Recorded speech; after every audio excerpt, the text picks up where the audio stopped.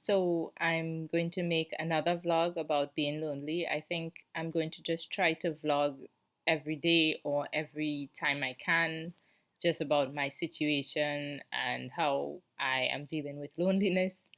Um, I call it loneliness because, yeah, that's how I feel. And I don't know if other people out there struggle with that. Like I said, I made a vlog yesterday saying I was an extrovert. Yeah, it's likely I need people. I like to be around people, and maybe that's not something that is so common or not. I don't know. So, um, how I feel is like I think I am someone who is looking for my soulmate in a sense, although I am happily married, so I have found my soulmate in this uh, part of my life. I feel like I'm looking for a community, but I also feel like that is impossible for my given situation.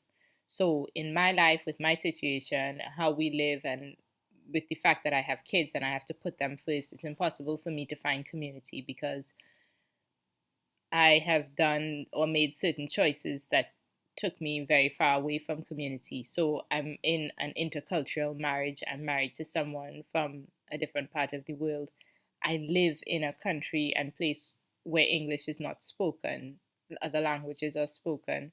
Um, my kids go to school in those languages. They've started school, and I can't remove them and change that. I also I think that to really have community, you have to spend a lot of time in the place, and I can't imagine moving somewhere else, even if it was an English speaking country, and being accepted and really being able to find community. So I've pretty much like buried the hatchet and given up hope on finding community. But I still feel like hopeful that maybe there's somebody out there who has a similar situation to me, who also lost community, who also feels alone, who also feels lonely, and that person would like to be friends, like just friends, like people who call each other every so often. So I'm pretty much like on a search for my soulmate or soulmates. So people who would be my friend, who would remember to call me, who I would remember to call, and who somehow we would find each other interesting. Now, of course, it's something like a fantasy because I don't know if it's real, if something like that can exist or whatever, because then it's like, why would the person find me interesting enough to remember? Why would I find them interesting enough to remember? This is something that hasn't really happened or isn't really common in my life. So, I mean, I've seen it on TV, I've heard about it. I've heard people talk about like that they have friendships for a very long time. And I know people who have been able to keep friendships for a really long time.